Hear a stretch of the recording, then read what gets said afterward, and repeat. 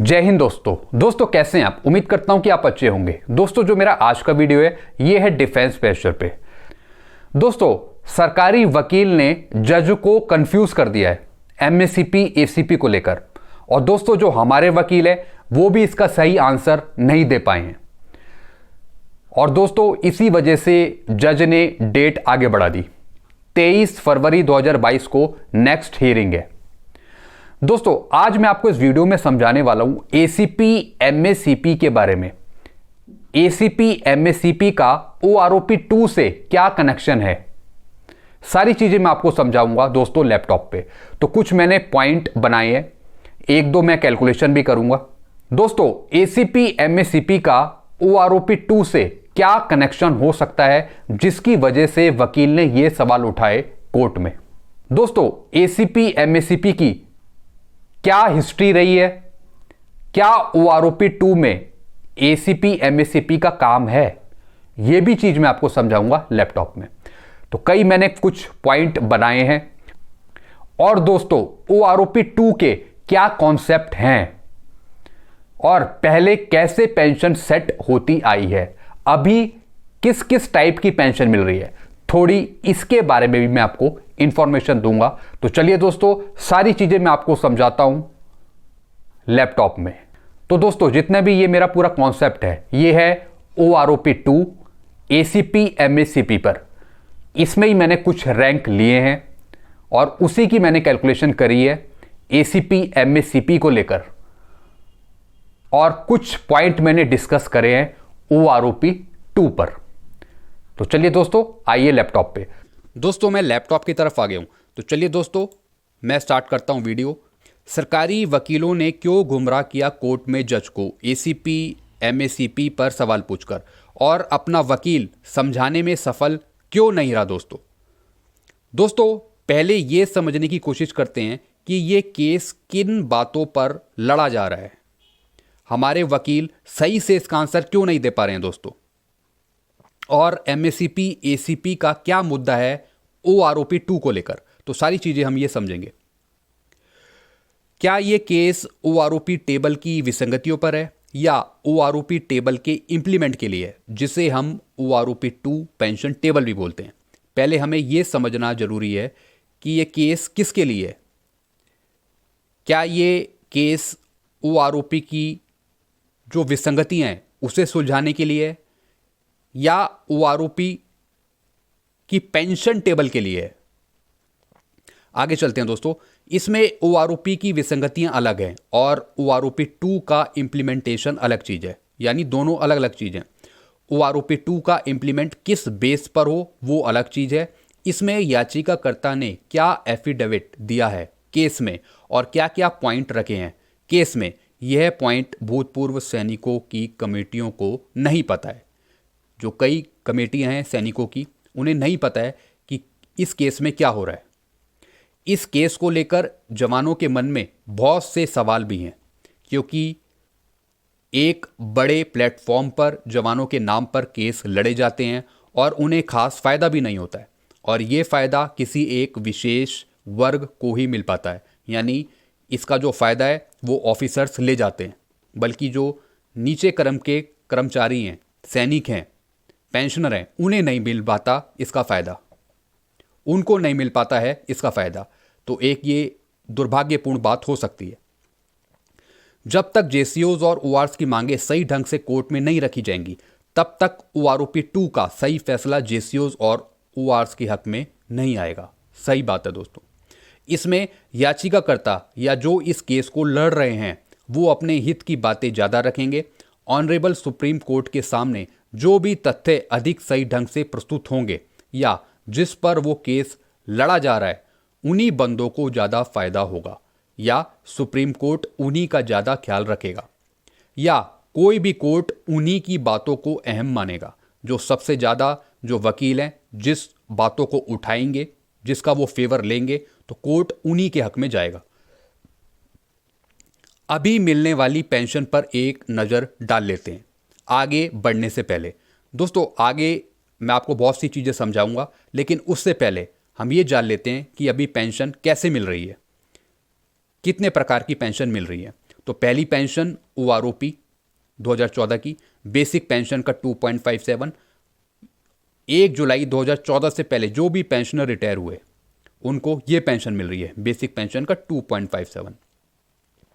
दूसरी pension Chandrashekhar committee pension table के अनुसार, उसमें भी बेसिक पेंशन का 2.57, यानी जुलाई 2014 से 31/12/2015 के बीच में जो पेंशनर आए उनको मिल रही है बेसिक पेंशन का 2.57 चंद्रशेखर कमेटी पेंशन टेबल के अनुसार। अब चलते हैं तीसरी पेंशन 7 CPC की पे मैट्रिक्स के अनुसार, यानी बेसिक पे का 50%, और ये पेंशन उनके लिए जो 1/1/16 के बाद पेंशन आए हैं पेंशनर। तो ये 3 टाइप की पेंशन है, एक 2014 की OROP, फिर चंद्रशेखर कमेटी की पेंशन टेबल 6 CPC की, और जो पेंशनर 2014 से 31/12/2015 के बीच में आए हैं ये उनके लिए है।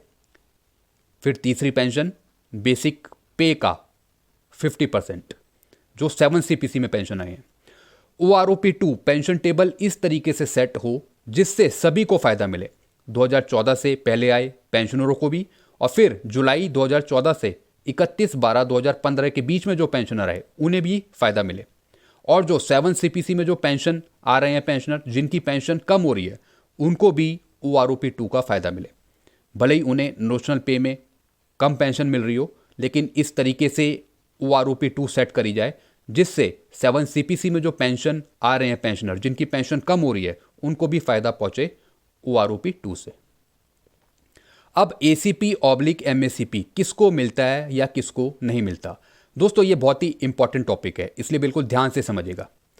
ऊपर से अगर हम रैंक को देखें तो ऑनरी कैप्टन, ऑनरी लेफ्टिनेंट या इनके इक्वल नेवी और एयरफोर्स में इनको ACP/MACP नहीं मिलता है।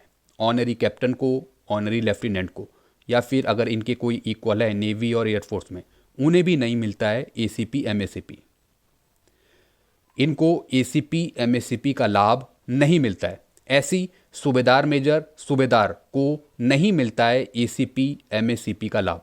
ऐसी नायब सूबेदार जो प्रमोशन पर है, जो प्रमोट हैं, उसे भी नहीं मिलता है ACP/MACP का लाभ। कहने का मतलब जितने रैंक का मैंने बताया, जैसे ऑनरी कैप्टन, ऑनरी लेफ्टिनेंट, सूबेदार मेजर, सूबेदार, नायब सूबेदार, इन 5 रैंक्स को ACP/MACP से कोई लाभ नहीं है पेंशन पर। दोस्तों जो मुद्दा उठाया जा रहा है कोर्ट में ACP/MACP को लेकर, उससे ज़्यादा फायदा किसी को नहीं है, और ना ही इन्होंने प्रमोशन पर ये लाभ लिए हैं ACP/MACP के। दोस्तों अब तीनों सेनाओं में लाभ के लिए केवल 2 ही रैंक बच गए, मतलब 7 CPC में जो लाभ मिलेगा वो 2 या फिर 3 मिलेगा। कहने का मतलब ACP नायब सूबेदार और ACP हवलदार, इन 2 को ही ACP/MACP का फायदा मिलेगा, क्योंकि 16 साल में ACP हवलदार बन जाएगा और 24 साल में ACP नायब सूबेदार बन जाएगा, इनको फायदा होगा। इन 2 रैंक को ACP/MACP का लाभ मिलेगा। अब मैं आपको बताने जा रहा हूं कि कितना कितना लाभ मिलता है इन्हें। जो ACP नायब सूबेदार है उन्हें कितना लाभ मिल रहा है 7th CPC में, मैं आपको बताता हूं। तो चलिए दोस्तों, एक हवलदार जिसे हम बाद में ACP नायब सूबेदार बोलेंगे, यदि एक हवलदार की बेसिक पे मान लीजिए 43,000 है तो इनकी पेंशन 21,500 होगी, यानी इसकी आधी। यदि ये हवलदार 24 साल पूरा कर लेता है और 24 साल के बाद ये हवलदार ACP नायब सूबेदार में बदलता है तो उसे 3% बेसिक पे में बढ़ोतरी होगी, यानी बेसिक पे 43,000 का 3% कितना आया, 1290 रुपये होगा, और 1290 का आधा 645 रुपये का फायदा होगा। 645 रुपये उसकी पेंशन बढ़ेगी, यानी पहले हवलदार ने 21,500 की बेसिक पेंशन ली, फिर 24 साल बाद जब वह ACP नायब सूबेदार बना ACP/MACP लेकर, तब उसकी पेंशन 21,500 प्लस 645, यानी जो 3% ये बढ़ा 645 आया, तो ये इसमें ऐड हो गया 21,500 में, तो टोटल कितनी बनी 22,145, यानी 21,500 प्लस 645 कितना हो गया 22,145। एसीपी लगने के बाद उसे सिर्फ 645 रुपये का फ़ायदा मिला। और अभी मैंने इसमें एमएसपी ऐड नहीं किया। इसमें अगर एमएसपी ऐड करें इसमें तो कैसे कैलकुलेट होगा ये जानते हैं। एमएसपी 5,200 का आधा 2,600, तो 2,600 प्लस 22,145, यानी जो ये आया था, इसमें हमने एमएसपी भी ऐड कर दिया, तो आ गया 24,745 पेंशन होगी एक एसीपी नायब सूबेदार की।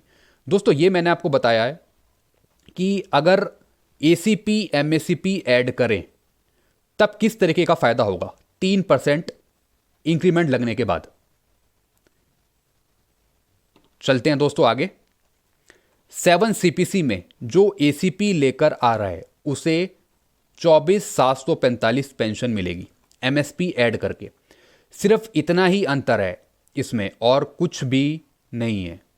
कोर्ट में बिना बात के एसीपी एमएससीपी पर चर्चा हो रही है, जिसका ओआरओपी 2 पेंशन टेबल से कोई लेना देना नहीं है। ज़्यादा फर्क नहीं पड़ता है दोस्तों पेमेंट में पेंशन पर एसीपी एमएससीपी लग के, सिर्फ 3% का इंक्रीमेंट लगाकर उसको पेंशन मिलती है। तो अगर हम 6th सीपीसी में देखें, एसीपी नायब सूबेदार को दिया था 10,029 और उसका 2.57, तो कितना आया 25,775, जो 6 सीपीसी में आए पेंशन। दोस्तों ये मैं आपको दिखा देता हूं, ये 10,029 आया कहां से, बिल्कुल ध्यान से समझिएगा दोस्तों। मैं आपको दिखा रहा हूं 10,029 आया कहां से।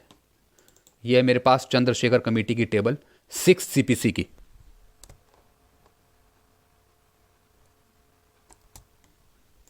यह आप देख रहे हैं दोस्तों, एसीपी नायब सूबेदार वाई ग्रुप का देखिए दोस्तों, यह आप देख रहे हैं दोस्तों 10,029, इसका 2.57 करके कितना बताया मैंने आपको 25,775। ये 6 सीपीसी की चंद्रशेखर कमेटी की टेबल है। तो आप यहां पे देख रहे हैं एसीपी नायब सूबेदार वाई ग्रुप, और यहां पे देख रहे हैं आप 10,029। चलते हैं दोस्तों आगे। दोस्तों आपको ये सारा कॉन्सेप्ट समझ में आ गया होगा, आई होप। कुछ समझ नहीं आता तो आप पूछ सकते हैं मेरे से कमेंट बॉक्स में। तो दोस्तों ये मैंने आपको एसीपी एमएससीपी की कहानी बताई, एसीपी नायब सूबेदार की, कि किस तरीके से एमएसपी ऐड करके अगर वो एसीपी एमएससीपी लेता है तो किस तरीके के फ़ायदा उसे पहुंचता है। दोस्तों ये कहानी थी एसीपी एमएससीपी की, और ये था एक हवलदार जिसे एसीपी एमएससीपी मिली, वो एसीपी नायब सूबेदार बना, और बाद में उसकी किस तरीके से पेंशन सेट हुई एमएसपी जोड़कर एसीपी एमएससीपी को लेकर, और कितना 3% के हिसाब से उसको कितना फ़ायदा हुआ। तो ये मैंने आपको बताया इस वीडियो में। अगर कुछ समझ नहीं आता तो डायरेक्ट आप मुझे कमेंट कर सकते हैं। तो मेरा जो अगले पार्ट का वीडियो है, पार्ट नंबर 2, तो वो भी आप जरूर देखिएगा दोस्तों, क्योंकि ओआरओपी 2 का कॉन्सेप्ट इन चीज़ों में शामिल होगा जो मैं आपको बता रहा हूं। तो चलिए दोस्तों आप पार्ट 2 देखिए। तो ये है मेरा एसीपी हवलदार पर। आगे चलते हैं। ये वीडियो मेरा एसीपी हवलदार पर है। ये वीडियो सभी हवलदार रैंक से नीचे वालों के लिए काफ़ी इंपॉर्टेंट है।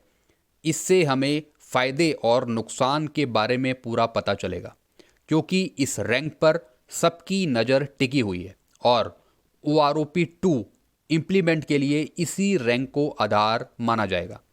इस रैंक की टेबल में मैं आपको समझाऊंगा, क्योंकि सबसे ज़्यादा फ़ायदा इन्हीं रैंक को मिलना है ओआरओपी 2 से। अब मैं आपको बताने जा रहा हूं 16 साल के एसीपी हवलदार की कैलकुलेशन, जो 7 सीपीसी में पेंशन आ रहे हैं या फिर आ रहा है। तो बेसिक पे हम मान लेते हैं 36,550।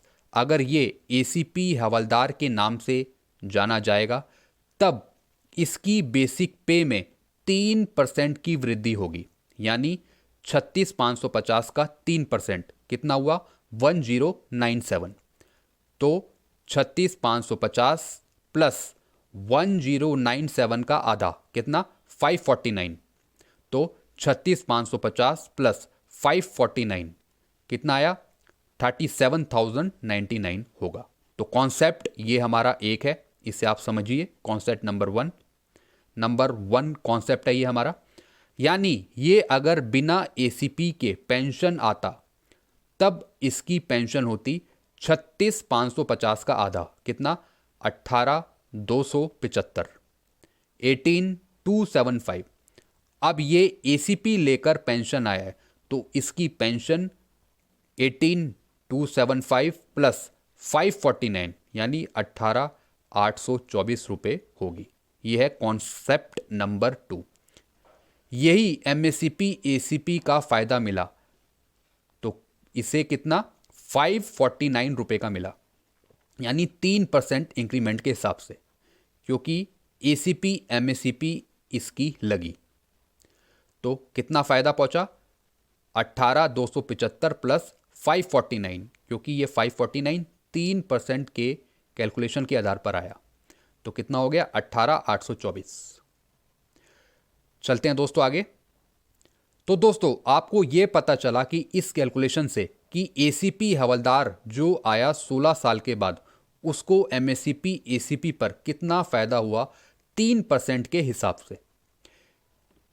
इस 18,824 में एमएसपी भी मिलेगा, यानी 5,200 का आधा 2,600। तो 18,824 प्लस 2,600 एमएसपी तो टोटल हो गया 21,424 रुपये। तो एमएससीपी हवलदार 17 साल के आसपास इसका बेसिक पेंशन हो जाएगा 21,424 रुपये। तो ये लड़ाई है इसी रैंक की, इन्हीं रैंक को फायदा होगा। तो कोई सिपाही कोई टीएस नायक नहीं होगा, 16 साल से ऊपर एसीपी हवलदार बनेंगे सब। एसीपी हवलदार की पेंशन मिले ओआरओपी 2 में।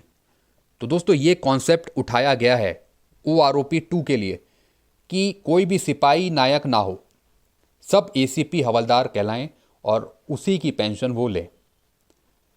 क्योंकि दोस्तों इनकी इतनी पेंशन होती नहीं है, इनकी इतनी क्वालिफाइंग सर्विस होती नहीं है, तो इसलिए इनकी पेंशन बढ़ नहीं पाती। तो ओआरओपी 2 का कॉन्सेप्ट समझिए और एमएससीपी एसीपी का भी कॉन्सेप्ट समझिए कोर्ट के द्वारा, वकीलों द्वारा, तब ओआरओपी 2 सेटअप करें। तो दोस्तों अगले वीडियो में हम आपको बताएंगे, दोस्तों कुछ दिन बाद मेरा एक और वीडियो आएगा जिसमें हम आपको बताएंगे कि 22 साल से ऊपर रैंक के पेंशनर को क्यों नुकसान हो रहा है पेंशन पर, क्यों इनकी पेंशन कम हो रही है। तो दोस्तों ये हम बताएंगे कुछ टाइम बाद, जो हम अगले वीडियो अपलोड करेंगे। तो बने रहिए दोस्तों हमारे इस चैनल पे, मेरे इस चैनल पे, ताकि आपको पता लग पाए क्या क्या चीज़ें हो रही हैं, किस तरीके से लॉजिकल फंडे हो रहे हैं, चल रहे हैं और क्या कोर्ट में हो रहा है। तब तक के लिए जय हिंद, खुश रहिए, मुस्कुराते रहिए। और आपको अगर वीडियोस अच्छे लगते हैं मेरे, तो चैनल को आप सब्सक्राइब कर सकते हैं और शेयर कर सकते हैं अपने डिफेंस भाइयों को। तो जय हिंद, भारत माता की जय।